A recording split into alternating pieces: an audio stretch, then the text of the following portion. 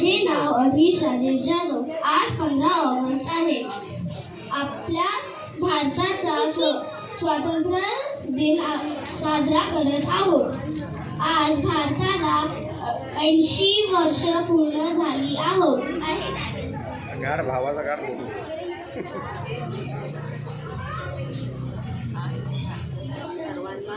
सर्वांना स्वातंत्र्य दिनाच्या हार्दिक शुभेच्छा।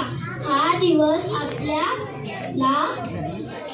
सर्वांसाठी सन्मानाचा व अभिमानाचा आहे। आपल्या देशाला स्वातंत्र्य मिळवून देण्यासाठी अनेक स्वातंत्र्य सैनिकांनी बलिदान दिले।